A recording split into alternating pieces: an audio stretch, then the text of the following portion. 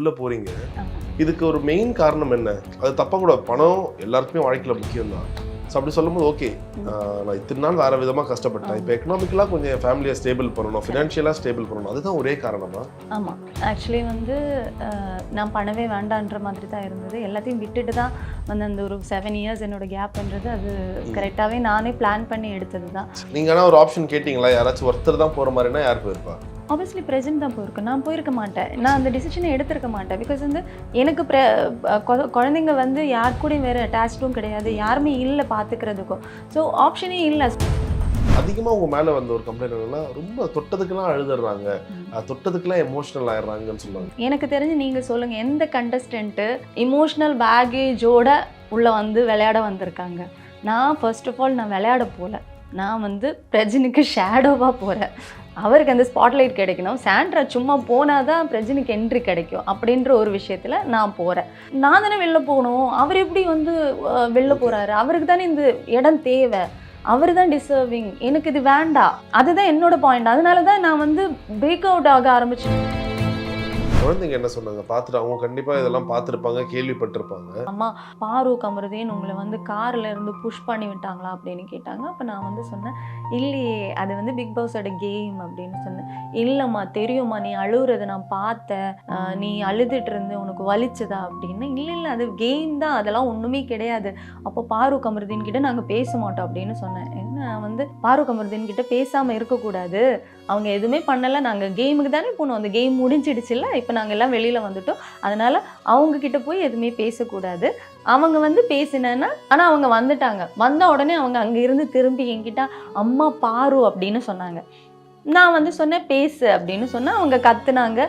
அதுக்கப்புறம் அவள் வந்த போது போய் ஹக் பண்ணாங்க. ஏன்னா என் குழந்தைங்க மனசில் வந்து நான் எனக்கு அது Title sponsors MCR, Max Gold, Cash for Gold, Let's Go Holidays, The Chennai Silks presents Big Boss Season 9 exclusive interview supported by We Care, Jayachandran, Darling, Anuj Styles. ஒரு 1 இயருக்கு முன்னாடி உங்களையும் பிரசன்ட் பிரதரையும் ஒரு இன்டர்வியூ எடுத்தோம். அந்த இன்டர்வியூ வந்து பயங்கர famous. எனக்கும் ரொம்ப பிடிக்கும் அந்த இன்டர்வியூ. அப்போ வந்து உங்களை கேட்டிருந்தோம், நீங்க ஏன் படங்களெல்லாம் நடிக்கல, நிறைய வாய்ப்புகள் உங்களுக்கு இருக்குங்க. அப்போ நீங்க சொன்ன ஒரு பதில், குழந்தைங்கள்லாம் இருக்காங்க, குழந்தைங்களை விட்டு நாங்கள் எப்படிங்க போகிறது? இப்போ படங்கள்லாம் கூட ஓகே, நீங்கள் போகும்போது ஃபோனில் பேசலாம், திரும்ப நைட் வருவீங்க. அப்படி யோசிச்சா சாண்ட்ரா, திரும்ப குழந்தைங்களை ஒரு 50 நாளோ 100 நாளோ பார்க்கவே போகிறது இல்லை. உள்ள போறீங்க. இதுக்கு ஒரு மெயின் காரணம் என்ன? அது தப்பா கூட, பணம் எல்லாருக்குமே வாழ்க்கையில முக்கியம் தான். ஸோ அப்படி சொல்லும்போது ஓகே, நான் இத்தனை நாள் வேற விதமா கஷ்டப்பட்டேன். இப்போ எக்கனாமிக்கலா கொஞ்சம் என் ஃபேமிலியை ஸ்டேபிள் பண்ணணும், ஃபினான்ஷியலா ஸ்டேபிள் பண்ணணும். அதுதான் ஒரே காரணமா? ஆமாம். ஆக்சுவலி வந்து நான் பண்ணவே வேண்டான்ற மாதிரி தான் இருந்தது. எல்லாத்தையும் விட்டுட்டு தான் வந்து அந்த ஒரு 7 இயர்ஸ் என்னோட கேப்ன்றது அது கரெக்டாகவே நானே பிளான் பண்ணி எடுத்தது தான். பட் இது என்ன ஆயிடுச்சுன்னா, ஒரு 2 இயர்ஸ் பேக் வந்து ஒரு பயங்கரமான ஒரு ஃபைனான்ஷியல் லாக்கில் பிரஜின் வந்து அவரோட ஒரு ஃப்ரெண்டை ஹெல்ப் பண்ணி நாங்கள் ஒரு பெரிய ஒரு அமௌண்ட்டுக்கு போய் லாக் ஆகிட்டோம். நீங்கள் கொடுத்து? நாங்கள் கொடுக்கல, அவர் வந்து சைன் பண்ணி அந்த மாதிரி. ஸோ அவர் வந்து கம்ப்ளீட்லி வந்து இப்போ எங்கள் பேர்டன் மாதிரி ஆகி அது கோர்ட்டு கேஸ் அந்த மாதிரியெல்லாம் போயிட்டு இருக்கு. ஸோ இந்த டைமில் வந்து அடுத்த ஸ்டெப் என்னன்றது தெரியல எங்களுக்கு. ஏன்னா ஃபைனான்ஷியலி ட்ரெயின் ஆகிட்டே இருந்தது. ப்ராஜெக்ட்ஸ் அவர் பண்ணுறாரு, ஆனால் ப்ராப்பரான அமௌண்ட் வரலை, வந்தாலும் அது இன்ட்ரெஸ்ட் அந்த மாதிரியெல்லாம் போயிட்டு இருந்தது. ஸோ குழந்தைங்க விஷயம், அவங்க ஸ்கூலு, ஏன்னா ஸ்கூலு நிறைய கிளாஸஸ்ஸு அந்த மாதிரியெல்லாம் போட்டாச்சு, லோனு, இந்த மாதிரி நிறைய ஃபைனான்ஷியல் விஷயங்கள் வந்த போது ஒரு டைமில் வந்து எங்களுக்கு அடுத்த ஸ்டெப் என்னன்றதே தெரியல. ஏன்னா கையில் சுத்தமாக காசு இல்லை, யாரும் ஹெல்ப் பண்ணுறதுக்கு எங்களுக்கு இல்லை, ஃபேமிலி சைடோ இல்லை ஃப்ரெண்ட்ஸ் சைடு அந்த மாதிரி. ஃப்ரெண்ட்ஸ் ரொம்ப எங்களுக்கு 2 பேருக்கும் இந்த ஃப்ரெண்ட்ஸ் சர்க்கிள்ன்றது ரொம்ப கம்மி. நாங்கள் 2 பேரும் அந்த மாதிரி பழகிட்டோம், அதனால ரொம்ப கம்மி. ஸோ நிறைய ஹெல்ப் பண்ணுறதுக்கும் ஓடி வர்றதுக்கு அந்த மாதிரியெல்லாம் யாருமே இல்லை. அந்த மாதிரி ஒரு சுச்சுவேஷன் வரும்போது அடுத்த ஸ்டெப்பு வந்து வேறு மாதிரி ஏதாவது ஒரு டிராஸ்டிக் முடிவு அப்படின்ற மாதிரி இருந்த ஒரு டைமில் எங்களுக்கு வந்த கால் வந்து பிக் பாஸ். ஸோ பிரஜனுக்கு தான் ஃபஸ்ட் அந்த கால் வந்தது. அப்போ நாங்கள் வந்து ஓகே ஷோர், எனக்கு ரொம்ப சந்தோஷமாக இருந்தது. இந்த ஒரு ஸ்பாட்லைட்டுக்காக தான் நாங்கள் வெயிட் பண்ணிகிட்டு இருந்தோம். ஏதோ ஒரு விஷயம் அவருக்கு நல்லது நடக்க போகுது அப்படின்னா திடீர்னு ஒரு லாக் வச்சுட்டாங்க. இல்லை நீங்கள் கப்பல் என்று சாண்ட்ராவும் பிரஜனும் ஒன்றா வந்தால் தான் பண்ண முடியும் அப்படின்னா. நீங்கள் ஆனால் ஒரு ஆப்ஷன் கேட்டிங்களா? யாராச்சும் ஒருத்தர் தான் போகிற மாதிரினா யார் போயிருப்பா?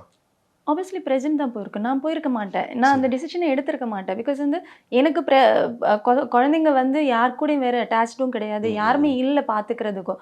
ஸோ ஆப்ஷனே இல்லை. ஸோ ரூல்ட் அவுட் ஃபர்ஸ்ட் நாங்கள் சொல்லிட்டோம், இது ரூல்ட் அவுட் நடக்காது அப்படின்னு சொன்னோம். அதுக்கப்புறம் வந்து யோசித்தேன், இல்லை இந்த மாதிரி ஒரு சுச்சுவேஷன் இருக்குது, இவருக்கு அந்த இடம் வேணும்னா நான் இப்போ போய் தான் ஆகணும் அப்படின்ற ஒரு டைமில் வந்து சாண்ட்ரா இருந்தால் தான் பிரஜினுக்கும் அங்கே வர முடியும் அப்படின்னு அவங்களே சொல்லும்போது எனக்கு வந்து இப்போ பிரஜினா குழந்தைங்களா அப்படின்ற ஒரு டிசிஷன் வந்துடுச்சு. ஸோ எந்த டிசிஷன் எடுப்பேன் அப்படின்னா, சரி குழந்தைங்களுக்கு அவங்களோட ஃப்யூச்சரு, பிரஜினோட கேரியரு, ஃபைனான்ஷியல் இது 3மே சேரும்போது எனக்கு வந்து ஓகே நான் கூட சேர்ந்து போயிடலாம். ஆனால் I was not at all prepared. கம்ப்ளீட்டாக வந்து எனக்கு மேக்கப் தெரியல, ட்ரெஸ்ஸு கிடைக்கல, யாரும் என் கூட கொலாபரேட் பண்ணுறதுக்கு ரெடியாக இல்லாமல் இருந்தது. ரொம்ப நான் கஷ்டப்பட்டேன். ட்ரெஸ்ஸு கிடைக்கல எனக்கு, மேக்கப் எனக்கு வந்து I should start from scratch அந்த மாதிரி இருந்தது. ஒன்றுமே தெரியல எனக்கு.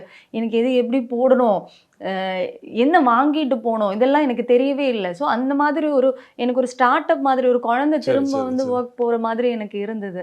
அதனால தான் உள்ளே போகும்போது ஒரு கன்ஃபியூஷன், மோர் ஓவர் பயங்கரமான ஒரு எமோஷனல் பேகேஜோடு நான் போகிறேன். பிகாஸ் குழந்தைங்களை விட்டுட்டு நான் போகிறேன். அது என் கசின் ஒரு பொண்ணு, அவங்கள கூப்பிட்டு வச்சு, ஏன்னா நாங்கள் ஹாஸ்டல் அந்த மாதிரிலாம் நிறைய தேடினோம். அங்கே எங்கேயுமே வந்து இன்னொரு இடத்துல அவங்கள கொண்டு போய் பிளான் பண்ண முடியாது. ஸோ நாங்கள் என்ன டிசைட் பண்ணிட்டோம்னா, கசினை வந்து வீட்டிலேயே விட்டுட்டு, வீடு அவங்களுக்கு பழக்கம், அந்த சரௌண்டிங்ஸ் பழக்கம், ஸ்கூல் பழக்கம். ஸோ பழகின இடத்துல அவங்க இருக்கட்டும். மிஸ்ஸிங் வந்து எங்களை தான் இருக்கும், டிவியில் பார்ப்பாங்க. பட் ஆப்வியஸ்லி ஃபிசிக்கல் மிஸ்ஸிங், அவங்க நிறைய ட்ராமாஸ் ஃபேஸ் பண்ணாங்க. என் குழந்தை நைட்டெல்லாம் எழுந்து அழ ஆரம்பிச்சிட்டாங்க. நான் போய் ஒரு 2-3 டேஸ்லேயே ஒரு பாப்பா வந்து ஹாஸ்பிட்டல் அட்மிட் ஆகிட்டாங்க. ஃபீவர், அழுது ஃபீவர் வந்து. ஸோ உங்களுக்கு ஏதாச்சும் உள்ள சொன்னாங்களா? அதை பற்றி எதுவுமே சொல்லலையா? சொன்னாங்க. நான் சீக்ரெட் டாஸ்க் பண்ண போகும்போது நான் போனதுலேருந்து கேட்டுட்ருக்கேன், எனக்கு குழந்தைங்களை பார்க்கணும், எனக்கு எதாவது பண்ணுங்க, எனக்கு ஏதோ பேசுகிற மாதிரி, அதில் என்ன ஃபோட்டோ அது காமிங்க. பிகாஸ் நான் ஃபோட்டோ எதுவும் எடுத்துகிட்டு போகல, எதுவுமே கொண்டு போகல. பட் எடுத்துகிட்டு போகலாமா? அந்த மாதிரி எடுத்துகிட்டு போகலாம், எனக்கு தெரிஞ்சு போகலான்னு நினைக்கிறேன். பட் நான் வந்து ப்ரீவியஸ் சீசன்ஸ் எல்லாம் பார்த்துருக்கேன், இந்த ஃபோட்டோ கிழிக்கிறது அந்த மாதிரி எல்லாம் வரும்ல. ஸோ ஐ தாட் லைக் இல்லை, அது இன்னும் எனக்கு மனசு கஷ்டமாக இருக்கும்னு நான் ஃபோட்டோ எதுவுமே எடுத்துகிட்டு போகல. ஸோ அவங்கக்கிட்ட கேட்டுட்டு இருந்தேன், எனக்கு கொஞ்சம் காமிக்கிறீங்களா, ஏதாவது ஒன்று பண்ணுறீங்களான்னா. கரெக்டாக அந்த சீக்ரெட் டாஸ்க்கு என்ன கூப்பிடுறாங்க. நான் உள்ளே போகும்போது என்கிட்ட வந்து சொல்கிறது, உங்கள் பாப்பா வந்து ஹாஸ்பிட்டலில் அட்மிட் ஆகிருக்காங்க அப்படின்னா. ஃபுல்லாக உட்காந்து அழுவுறேன், என்னை வெளில விடுங்க. ஐ ஸ்டார்டட் ஃப்ரம் தேர், என்னோட எமோஷனல் பிரேக் டவுன். என்னை வெளியில் விடுங்க, எனக்கு என் குழந்தைய பார்க்கணும், நான் இல்லாமல் இருக்க மாட்டாங்க, என்னை வெளியில் விடுங்க அப்படின்னு நான் அழுவுறேன். அதுக்கப்புறம் அவங்க வந்து அந்த கவுன்சிலிங் பேசி கொஞ்சம் ஒரு ரெடி பண்ணதுக்கப்புறம் தான் எனக்கு அந்த சீக்ரெட் டாஸ்க் கொடுக்குறாங்க. ஸோ இந்த மாதிரி ஒரு 2-3 டைம்ஸ் எனக்கு குழந்தைங்க விஷயம். ஒரு வாட்டி கூப்பிட்டு ஃபோட்டோ காமிச்சாங்க, பாப்பாஸோட ஃபோட்டோ காமிச்சாங்க. அவங்க வந்து டான்ஸ் பெர்ஃபார்ம் பண்ணாங்க. அந்த ஃபோட்டோ எனக்கு ரொம்ப, நான் அழுது முடியாமல் எனக்கு காமிச்சிடுங்க, என்னால் முடியல அப்படின்ற மாதிரி ரொம்ப ப்ரெஷரைஸ் ஆகி கேட்ட போது ஒரு வாட்டி ஃபோட்டோ காமிச்சாங்க கூப்பிட்டு. அது வந்துடுச்சான்னு எனக்கு தெரியல. சரி, இப்போ இதெல்லாம் ஒரு பக்கம் நடக்கும் போது சாண்ட்ரா வந்து ஒரு மாதிரி உள்ள பயங்கரமான கேம் ஆடினாங்க. பிரசன்ட் வெளியில போனாரு. அதிகமா உங்க மேல வந்து ஒரு கம்ப்ளைண்ட் என்னன்னா, ரொம்ப தொட்டதுக்கெல்லாம் அழுதுறாங்க, தொட்டதுக்கெல்லாம் எமோஷனல் ஆயிடுறாங்கன்னு சொல்லுவாங்க. ஒவ்வொருத்தர் ஒவ்வொரு மாதிரி. நீங்க எப்படி பாக்குறீங்க அது? ஏன்னா ஒரு சில பேர் வந்து ஓகே ப்ராப்பரா அவங்களுக்கு எமோஷன் ஆகுது, அழுகுறாங்க. இன்னும் சில பேர் வந்து ஓகே நடிக்கிறாங்க, எதுக்கு இடத்துல நடிக்கிறாங்க, அது ஒரு நீலி கண்ணீர் வடிக்கிறாங்கன்றாங்க. நீங்க எப்படி பாக்குறீங்க அது? இப்போ எனக்கு தெரிஞ்சு குழந்தைங்க இருக்கிற அம்மாக்களுக்கு என்னோட வழியை கனெக்ட் பண்ண முடியும். பிகாஸ் வந்து நான் ஒரு 7 இயர்ஸ் அந்த ஃபுல் அவங்கள மட்டும் நான் பார்த்துட்டு தனியாக பார்த்துக்கிட்டேன். நான் வந்து அதை நான் உங்ககிட்ட அந்த இன்டர்வியூவில் சொல்லியிருக்கேன். எனக்கு யாருமே ஹெல்ப் இல்லாமல் நான் தனியாக டே அண்ட் நைட்டு உட்காந்து வீட்டில் எல்லா விஷயங்களும் அவங்களுக்காக பண்ணி நான் தான் அவங்கள பார்த்துக்கிட்டு இருந்தது. ஸோ அது ஒரு விஷயம் எனக்கு அது பயங்கரமான, அந்த டைமில் எனக்கு நிறைய பிரச்சனைகள் வந்தது. I thought like go for a counselling. ஏன்னா வந்து அந்த போஸ்ட்மார்ட்டம் டிப்ரெஷன் அதெல்லாம் வந்து எனக்கு ரொம்ப ஜாஸ்தியாக இருந்தது. ஸோ ஒரு டைமில் வந்து நான் அழுதுட்டு வெளியில் இறங்கி ஓடினேன், அதெல்லாம் நடந்திருக்கு வீட்டில். என்னால் பார்த்துக்க முடியல, என்னால் ப்ரெஷர் தாங்க முடியல அப்படின்னு சொல்லிட்டு. அப்புறம் வந்து ஒரு செஸ்ட் பெயின் மாதிரி வந்துட்டு, அந்த ப்ரெஷர் இங்கேருந்து இறங்கல, அந்த பெயின் வந்து டாக்டர் போய் பார்த்து இசிஜி எல்லாம் எடுத்து. ஸோ இந்த சேம் ப்ரெஷர் நான் வந்து ஹவுஸுக்குள்ளே எனக்கு வருது. என்ன ப்ரெஷர் தாங்க முடியாமல் அந்த பெயின் எனக்கு அங்கேயும் வருது. ஸோ நான் என்னென்னா லைக் வந்து இந்த ஒரு எமோஷ்னல் பயங்கரமான ஒரு ரோலர் கோஸ்டராக இருந்தது எனக்கு இந்த 7 இயர்ஸும். ஒரு 5 வயசுக்கு மேலே தான் அவங்க என்ன பாப்பாஸ் வந்து ஓகே அம்மா தனியாக இருக்காங்க அப்படின்றது புரிஞ்சிக்க ஆரம்பிக்கிறாங்க. ஸோ அந்த ஒரு அண்டர்ஸ்டாண்டிங் அப்போ தான் வருது. ஏன்னா குழந்தைங்க இல்லை, அவங்களுக்கு அது புரியணும்ல. அதெல்லாம் அவங்க ஸ்கூலுக்கெல்லாம் போய் இது ஆனதுக்கப்புறம் தான் அவங்களுக்கு புரியுது. நான் இப்போ வீட்டுக்குள்ளே போகும்போதும் எனக்கு தெரிஞ்சு நீங்கள் சொல்லுங்கள், எந்த கண்டஸ்டண்ட்டு இமோஷ்னல் பேகேஜோட உள்ளே வந்து விளையாட வந்திருக்காங்க? நான் ஃபர்ஸ்ட் ஆஃப் ஆல் நான் விளையாட போகல, நான் வந்து பிரஜினுக்கு ஷேடோவாக போகிறேன். அவருக்கு அந்த ஸ்பாட்லைட் கிடைக்கணும், சாண்ட்ரா சும்மா போனால் தான் பிரஜினுக்கு என்ட்ரி கிடைக்கும் அப்படின்ற ஒரு விஷயத்தில் நான் போகிறேன். நான் வந்து கேம் ஆடணும், இல்லைன்னா நான் ஏதோ ஒன்று பண்ணணும் அப்படின்னு ஒன்று அந்த மாதிரி எந்த பிளானும் இல்லாமல் நான் உள்ளே போகிறேன். கூடவே எனக்கு வந்து என் குழந்தைங்க வெளியில் இருக்காங்க, அவங்க என்ன பண்ணுவாங்க, சாப்பாடு, அவங்களோட ஸ்கூலு, இந்த மாதிரி அவங்க எப்படி இருப்பாங்க, நான் இல்லாமல் எப்படி இருப்பாங்க அப்படின்றது எனக்கு என்னோட மைண்டில் இருக்கிறது. ஸோ நான் ரொம்ப இமோஷ்னலாக எந்த டைம் நான் அழுவேன் அப்படின்ற மாதிரி தான் நான் ஆல்ரெடி இருக்கேன். அங்கே இருந்த மீதி 23 கண்டஸ்டன்ஸுக்கும் எனக்கு இருந்த வலி இல்லை, அந்த வலியோட யாரும் உள்ளே போகல. பட் இந்த வலியை ஏற்றுக்கிட்டு தான் நான் உள்ளே போகிறேன். ஸோ உள்ளே போனதுக்கப்புறம் ஒரு பாயிண்டில் வந்து நான் எதை நம்பிட்டு இருந்தேனோ, ஸோ பிரஜினுக்காக நான் வந்தேன், பிரஜினுக்கு ஸ்பாட்லைட் கிடச்சிச்சு, அவர் வந்து சூப்பராக பண்ண போகிறாரு அப்படின்னு. அவர் இருக்கிற வரைக்கும் எனக்கு வந்து ஓகே, அவருக்கு அந்த இடம் கிடச்சிட்டு இருக்கே அப்படின்றது தான் என்னோட இருந்தது. நீங்கள் அப்போ பார்க்குறதெல்லாம் நிஜ சாண்ட்ரா, ரொம்ப ஜாவியலான, ரொம்ப ஜாலியான, இப்போ அரோரா சொன்ன மாதிரி ஒரு பட்டாம்பூச்சி மாதிரி சுற்றிட்டு இருக்கிற ஒரு சாண்ட்ரா. ஆனால் ஒரு பாயிண்டில் வந்து நான் நம்பிட்டு இருந்த ஒரு ஆள், அவர் எலிமினேட் ஆகும்போது முன்னாடியே சொல்லியிருந்தாங்க, இன்கேஸ் வந்து நாமினேட் பண்ணால் நீங்கள் நாமினேட் பண்ணுவீங்களா, நாமினேஷன் வந்த பிரச்சனை நாமினேட் பண்ணுவீங்களான்னு கேட்டால் ஆமாம் அப்படின்னு சொன்னேன். எல்லாத்துக்கும் ஓகே பதில் சொல்லிட்டு தான் நான் உள்ளே வந்திருக்கேன். பட் அந்த இடத்துல என்னால் தாங்க முடியல, ஏன்னா அவரோட கெரியருக்காக நான் வந்திருக்கேன். அதுக்கு முன்னாடி சேது சார் கூட ஒரு இஷ்யூ அவருக்கு நடந்திருக்கு. சடனாக அவர் வந்து வெளியில் போகிறாரு, எவிக்ட் ஆகிட்டா அப்படின்றது என்னால் நம்ப முடியல. எனக்கு எப்படின்னா, நான் தானே வெளில போகணும், அவர் எப்படி வந்து வெளில போகிறாரு, அவருக்கு தானே இந்த இடம் தேவை, அவர் தான் டிசர்விங், எனக்கு இது வேண்டாம். அதுதான் என்னோட பாயிண்ட். அதனால தான் நான் வந்து பிரேக் அவுட் ஆக ஆரம்பிச்சிட்டேன். ஏன்னா வந்து எனக்கு இதுக்கு மேலே என்கிட்ட எதுவுமே இல்லை, நான் எதுவும் பண்ணுறதுக்கும் வரலை. ஸோ எனக்கு என்ன பண்ணணும்னு தெரியல, கன்ஃபியூஸ் ஆகிட்டு அழ ஆரம்பிச்சிட்டேன். நான் அப்படி தான், கோவம் வந்தாலும் அழுவேன், கஷ்டம் வந்தாலும் அழுவேன், சிரிப்பு வந்தாலும் அழுவேன். அந்த மாதிரி நான் ரொம்ப இமோஷ்னலான ஒரு கேர்ள். பிகாஸ் என்னோட பாத் அந்த மாதிரி, என்னோட லைஃப் ஜேர்னி அந்த மாதிரி. அதனால கொஞ்சம் ஒரு அது நடிப்புன்னு சொல்றாங்கன்னா ஒண்ணுமே அதுக்கு எனக்கு எதுக்கும் பதில் இல்லை. என்ன மாதிரி நிறைய பேர் இருப்பாங்க. ஆமா ஆமா. குழந்தைங்க என்ன சொன்னாங்க? பார்த்துட்டு அவங்க கண்டிப்பா இதெல்லாம் பார்த்துருப்பாங்க, கேள்விப்பட்டிருப்பாங்க. பார்த்துட்டாங்க. அவங்க ஏதோ ரீல்ஸ் பார்க்கும்போது பார்த்துட்டாங்க, என்கிட்ட வந்து கேட்டாங்க. நான் எவிக்ட் ஆகி வந்து அந்த ஒரு நாள் வந்து ஃபஸ்ட்டு வந்து என்கிட்ட தான் கேட்டேன், அம்மா பாரு கமருதீன் உங்களை வந்து காரில் இருந்து புஷ் பண்ணி விட்டாங்களா அப்படின்னு கேட்டாங்க. அப்போ நான் வந்து சொன்னேன், இல்லையே அது வந்து பிக் பாஸோட கேம் அப்படின்னு சொன்னேன்.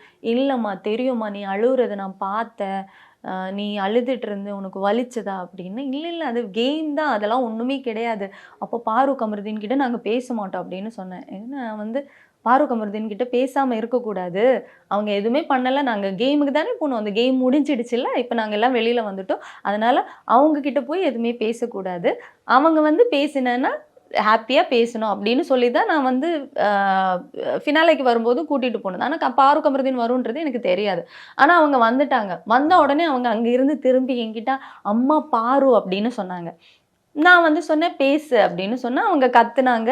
அதுக்கப்புறம் அவள் வந்த போது போய் ஹக் பண்ணாங்க. ஏன்னா என் குழந்தைங்க மனசில் வந்து நான் எனக்கு அது இது பண்ணணுன்ற அவசியம், அந்த திணிக்கணுன்ற அவசியம் கிடையாது. அவங்க அந்த பார்வை, என் குழந்தைங்க கூட அந்த மாதிரி ஒரு பார்வையோ கமருதீனோ பார்க்க வேண்டாம். எனக்கு நடந்தது என் கூடவே போகட்டும் அப்படின்றது. செலிப்ரேஷன்ல பேசினாங்க, எல்லாமே பேசினாங்க, அவங்க 2 பேரும் போய் பேசினாங்க. Super super. ஸோ ஃபைனலாக ஒருவேளை எனக்கு என்ன ஒரு கேள்வினா, ஒரு பக்கம் மக்கள் மத்தியில் அந்த ரெட் கார்டு கொடுக்கும்போது மக்கள் எல்லாமே உங்களுக்கு ஆதரவு தெரிவிச்சாங்க. ஓகே, அவங்களுக்கு நடந்த ஒரு அநியாயம், அதுக்கான ரெட் கார்டு கொடுக்கப்படுது, எல்லாமே ஓகே. இவ்வளோ நடந்தும் ஏன் நீங்கள் எலிமினேட் ஆனீங்க? உங்களுக்கு அந்த ஒரு நம்பிக்கை இருந்துச்சா? இவ்வளோ மக்கள் சப்போர்ட் இருக்கு, நம்மளுக்கு ஒரு அநியாயம் சப்போர்ட் இருக்குன்னு உள்ளே எனக்கு தெரியாது. பட் என்னை கூப்பிட்டு வச்சு கன்வென்ஷன் ரூமில் பேசும்போது பிக் பாஸ் சொன்னார், சாண்டி நீங்கள் வந்து மக்கள் மனசை ஜெயிச்சிட்டீங்க அப்படின்னு சொன்னார். ஏன்னா நான் அழுதுட்டு அவர்கிட்ட சொன்னேன், நான் வந்து நினைக்கவே இல்லை அந்த காருக்குள்ளே என்னால் வந்து ஒரு லாங் டைம் உட்கார முடியும், ஒரு 20 hours எல்லாம் ஈஸியாக உட்கார முடியும். ஸோ நான் செகண்டில் இருந்ததுனால என்னால் வின் பண்ண முடியும்னு தான் நான் உட்காந்துருந்தேன், கம்ஃபர்டபுளான பொசிஷனில் உட்காந்துருந்தேன். நான் தோத்துட்டேன் பாஸ் அப்படின்னு சொல்லி நான் அழுதேன். அழும்போது அவர் வந்து சொன்னார், யார் சொன்னது நீங்கள் தோத்துட்டீங்கன்னு? நீங்கள் தோக்கலை சாண்டி, நீங்கள் மக்கள் மனசை ஜெயிச்சிட்டிங்க அப்படின்னு சொன்னார். ஸோ அப்போவும் எனக்கு வெளியில் என்ன நடந்ததுன்னெல்லாம் எதுவுமே தெரியாது. ஆனால் லைக் ஏதோ ஒரு விஷயம் நடக்குது, சம் ஹெல்ப் இஸ் தேர் அப்படின்ற மாதிரி எனக்கு தெரிஞ்சிடுச்சு. ஆனா அதை பத்தி நான் ரொம்ப டீப்பாவும் யோசிக்கல. பட் வந்து நான் விக்ரம் கிட்ட பேசும்போது விக்ரம் வந்து என்கிட்ட சொன்னாரு, ஒரு டைம்ல நான் வந்து வியானாலாம் வந்து டைம்ல அழுதுட்டு வெளில போகணும் அப்படின்னு சொல்லி நான் விக்ரம் கிட்ட சொல்லுவோம். விக்ரம் சொன்னாரு, உன்னை சப்போர்ட் பண்ற யாரோ வெளியில இருக்காங்க, மக்கள் உன்னை சப்போர்ட் பண்ணி ஓட்டு போட்டு உன்னை வெளில வச்சிருக்காங்க அப்படின்னு சொல்லும்போது எனக்கு அது ரொம்ப கன்வின்ஸ்டா தோணிடுச்சு. சரி சரி சரி. அதனால மணி பாக்ஸ் எல்லாம் எடுக்காததுக்கெல்லாம் காரணம் அதுதான். ஏன்னா உங்களுக்கு தோணுச்சு அந்த மணி பாக்ஸ் ஒரு விக்ரம் லைக் வினோத் அந்த டைம்ல எல்லாம் எடுக்கலன்னா ஒரு நீங்க இருந்ததானே எடுத்திருப்பீங்களா? உங்களுக்கு அந்த யோசனை இருந்துச்சு அப்ப சம் காசு ஒரு எனக்கு வந்து பிரஜன் வந்து உள்ள வந்து ஃபேமிலி ரவுண்ட்ல வந்து எனக்கு இந்த மூவிஸ் எல்லாம் கிடைச்சிருக்கு, நான் இந்த ப்ரொடக்ஷன்ல படம் பண்றேன், நான் இந்த ஹீரோ கூட நான் வந்து ஆப்போசிட்ல பண்றேன் இப்படின்னெல்லாம் சொல்லும்போது நான் என்ன நினைச்சிட்டு இருந்தோனோ, நான் எதுக்காக நான் உள்ள வந்தேனோ நான் அதை அச்சீவ் பண்ணிட்டேன். இதுக்கு மேல இவங்க என்ன வெளியில திறந்து விட்டா நான் வெளில போவேன், இதுக்கு மேல எனக்கு எதுவுமே இல்லை அப்படின்ற மாதிரி நான் ஃபிக்ஸ் ஆயிட்டேன். நான் டிடிஎஃப்க்கு பவுன்ஸ் ஆகி வந்ததுக்கு காரணமே அதுதான். லைக் வந்து ஓகே இதுக்கு மேல நான் வந்து ரொம்ப ஃபன்னா ஒரு சாண்ட்ராவா இருக்கலாம். ஏன்னா என்னோட மனசுல இருந்த எல்லா கொஸ்டின்ஸுக்கும் அவர் ஆன்சர் கொடுத்துட்டு போயிட்டாரு. அதுதான் தேவை எனக்கு. அதனால வந்து எனக்கு அந்த மணி பாக்ஸ் எடுக்கணும்னா எதுவுமே மைண்டில் இல்லை. பட் வந்து யாருமே எடுக்க மாட்டேன் அப்படின்னு நினச்சிட்டு இருந்தேன்னா, ஒரு 20 எல்லாம் வந்துருச்சுன்னா இன்னும் ஒரு டாஸ்க் இருந்தது. சரி 20 எல்லாம் வந்துட்டேன்னா எப்படி இங்கிருந்து வெளில போக வேற வாய்ப்பு இல்லை, எடுத்துகிட்டு போயிடலாம் அப்படின்னு யோசிச்சுட்டு இருக்கும்போது தான் திவ்யாவோட அந்த பாட்டு அது வந்தது. அப்போ நான் வந்து டிசைட் பண்ணிட்டேன், ஐயோ நம்ம எடுக்க வேண்டாம், அவங்க வேற ஏதோ பிளான் பண்றாங்க நமக்கு வேண்டாம் அப்படின்னு சொல்லி அது கம்ப்ளீட்டா டோட்டலி வாஷ்ட் அவுட் என் மனசுல இருந்து. அதை எடுக்கணுன்ற ஐடியாவே எனக்கு இல்லை. வினோத் கிட்ட, அரோரா கிட்ட, எல்லார்கிட்டையும் நான் எடுக்காதேன்னு சொல்லியிருந்தேன், ஆனா தெரியல. Okay okay alright. So finally இப்போ பிக் பாஸ் எல்லாமே முடிஞ்சிச்சு சொல்லுவாங்கல்ல, நடந்தது நடந்தவையாக இருக்கட்டும், நீ நடக்க போகிறது நல்லவையாக இருக்கட்டும். திரும்ப நீங்க அந்த படங்களை நடிக்கிறது, சீரியல் ஏதாச்சும் பிளான் பண்றீங்களா? படங்கள் தான் வந்திருக்கு, இப்போ சீரியல் எதுவுமே இல்லை. ஓகே படங்கள் வந்திருக்கு, மலையாளம் தமிழ் அப்படிதான். ஒர்க் பண்ண ஏப்ரல்ல இருந்து ஸ்டார்டிங். மலையாளம் வந்து ஐ ஆல்ரெடி ஸ்டார்டட். இது கேரளா போயிருந்த ஷூட்டு. பட் தமிழ் மட்டும் ஏப்ரல்ல இருந்து எனக்கு ஸ்டார்ட் ஆகுது. அது ஒரு பெரிய ப்ரொடக்ஷன். ஃபேண்டாஸ்டிக் ஃபேண்டாஸ்டிக் சண்டா. சோ பிக் எனக்கு அதுதான் இப்போ என்னன்னா, இப்போ நடிப்பிறக்கி வாட் ஆர் இட் இஸ் ஒரு விஷயம் அவங்க பண்றாங்கல்ல, அது somewhere it is helping me. ஒரு இடத்துல கொண்டு போய் விடுறாங்க. அந்த பப்ளிசிட்டி அது பிஆர் பண்ணதுன்றது எல்லாருக்குமே தெரியும். பிகாஸ் நீங்களே என்கிட்ட கேட்டீங்கல்ல, இன்னைக்கு வந்து மக்கள் வந்து எல்லாரும் சப்போர்ட் பண்ண, சடனா வந்து உங்களுக்கு ஏன் வந்து அந்த சப்போர்ட் போச்சுன்னா, அந்த இடத்துல வந்து யார் இன்ஃப்ளூயன்ஸ் பண்ணியிருப்பாங்கன்னா பிஆர் தான் இன்ஃப்ளூயன்ஸ் பண்ணியிருப்பாங்க. ஸோ அந்த அந்த பெரிய பிஆரில் something good happen to me is இந்த ஆப்பர்ச்சுனிட்டிஸ். Right right. ஸோ வெளியில் வந்து ஒருத்தர் நிறைய பேர் இந்த டீம் மீட்டிங்ஸ் பண்றாங்க, வெளியெல்லாம் போறாங்க. பெருசா சாண்ட்ரா பிரச்சனை பார்க்கவே முடியல எதுலையுமே. இல்ல ஈவென்ட்ஸ் அந்த மாதிரி எல்லாம் போயிட்டு இருக்கேன். அண்ட் நான் வந்து சொன்னேன்ல, நாங்க வந்து அந்த நான் உள்ள இருக்கும்போது அந்த கேங்ல எங்கேயுமே இல்லை. பட் ஒரு விக்ரம் கூட ஒரு பயங்கர ஒரு கனெக்ஷன் எனக்கு இருக்கு. அது still I am maintaining that. அவர் கூட பேசுறது, போய் பார்க்குறேன், அந்த மாதிரி எல்லாம் பண்றேன். பட் அந்த டீம்ல எப்பவுமே நான் எந்த டீம்லயுமே இருந்தது கிடையாது இது வரைக்கும், எங்க ஒர்க் பண்ணாலும். ஸோ அது சுத்தமா அதனால இல்லை. அண்ட் தெரியும்ல அந்த டீமுக்கும் எனக்கு இருக்குது அந்த தூரம். ஸ்டில் அந்த distance is maintaining. Okay okay okay alright Sandra. So keep smiling. So நடந்த விஷயங்கள்லாம் நடக்கட்டும். இதுக்கப்புறம் நீங்க சொன்ன மாதிரி நிறைய ஒரு நல்ல விஷயங்கள்லாம் உங்க வாழ்க்கையில் நடக்க போகுது. Thank you so much for time and all the best. Thank you so much. Title sponsors MCR, Max Gold, Cash for Gold, Let's Go Holidays. The Chennai Silks presents Big Boss Season 9 exclusive interview. Supported by We Care, Jay Chandran, Darling, Anuj Styles.